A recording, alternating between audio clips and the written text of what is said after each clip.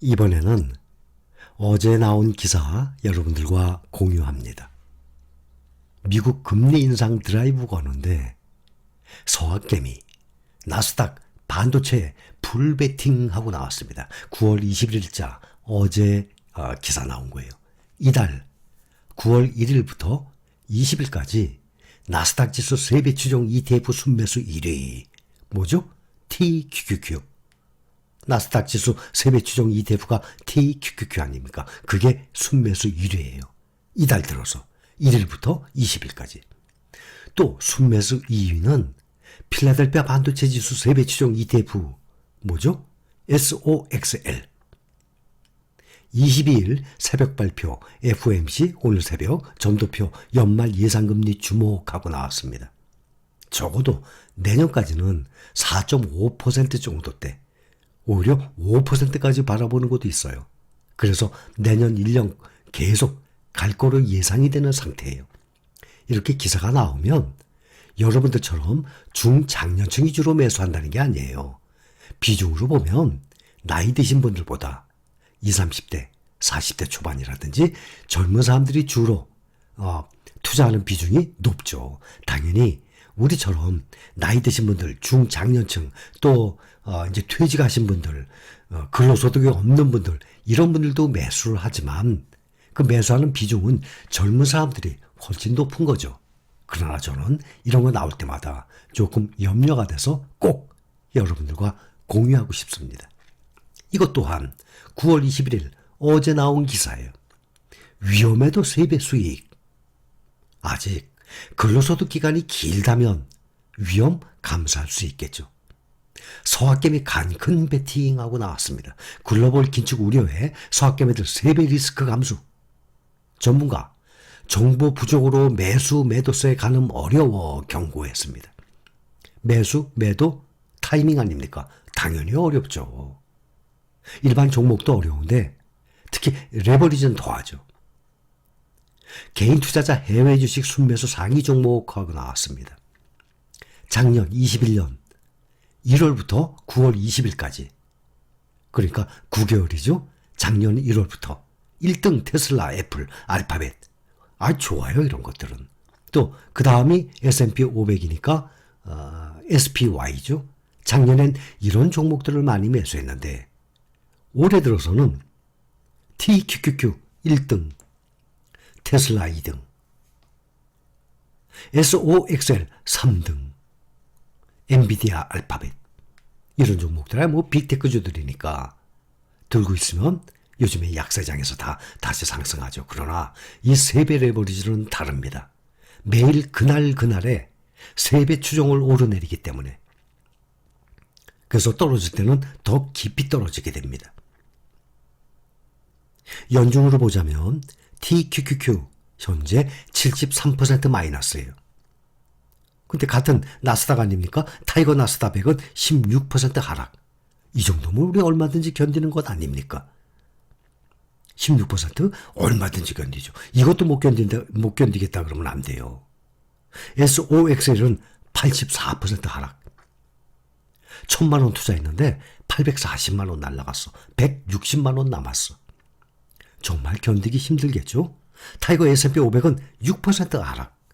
이 정도는 얼마든지 견디죠.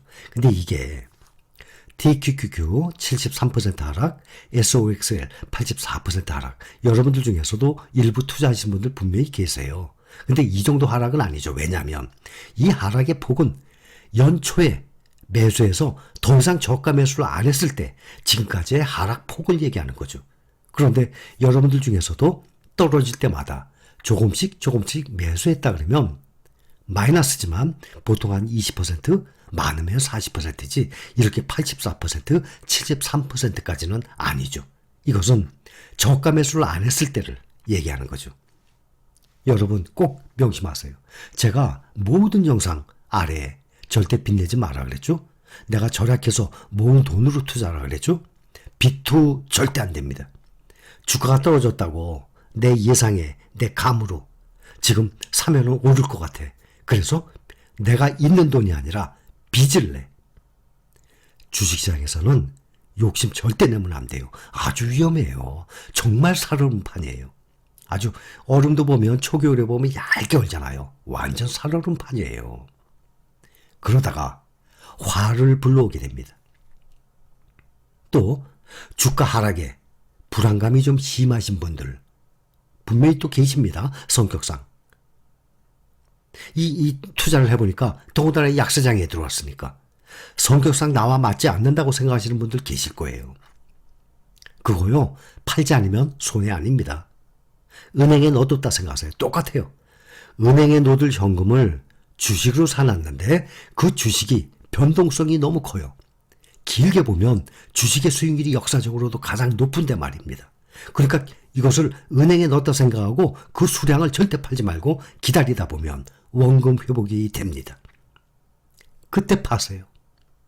그런데 제 생각에는요, 그때 오잖아요.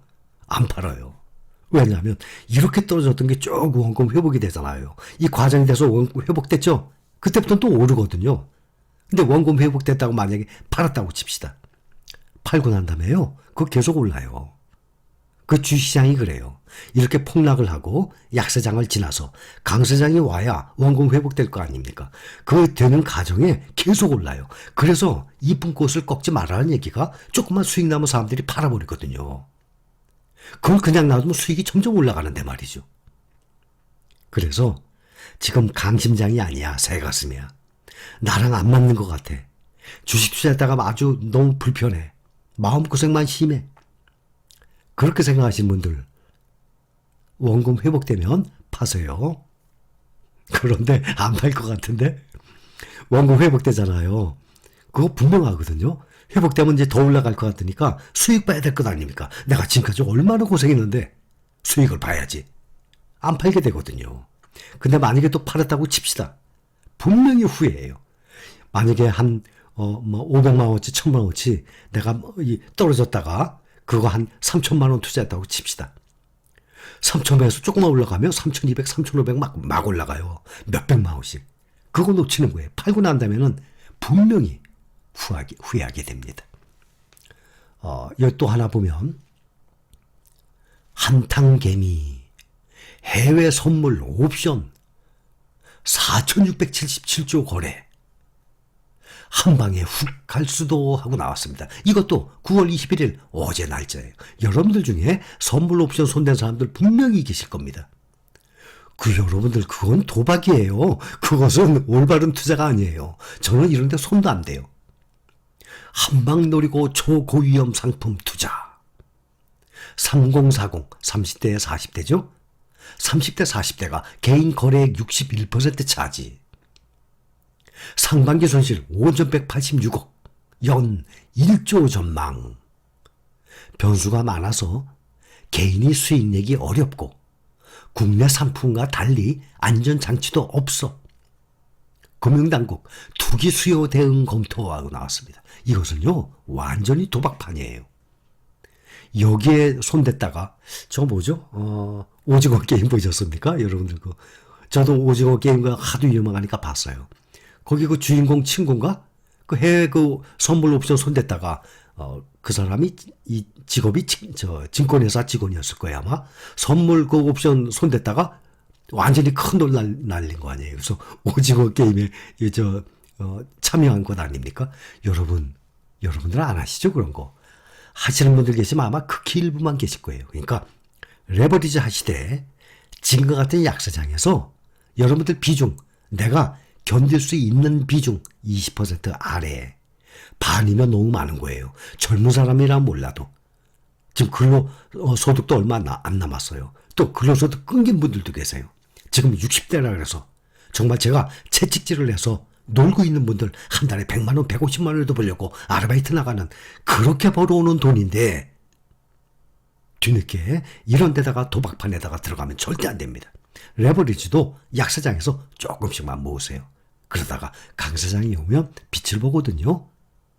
저는 절대 빚내서 하는 거 반대입니다. 암만 주가가 바닥까지 쳤다는 거 확실하더라도 사람 이름 몰라요. 절대 빚내서 하지 마세요. 그러면 주가가 하락하면 견디질 못해요. 내가 3년, 5년 묻어놔도 되는 돈이죠. 꼭 그런 돈으로 주식으로 바꾸세요. 그러면 주가가 하락해도 생각을 해보세요.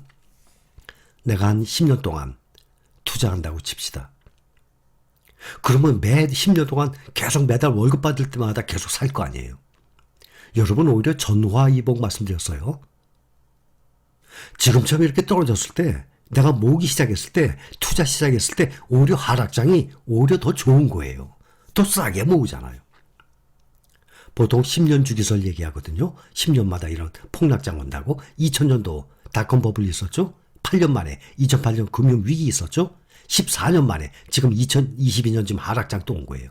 평균 10년 주기설이라는 말이 보통 이 텀이 그런 식으로 오더라고요. 보면. 그러니까 10년 주기설 얘기가 나오는 거예요.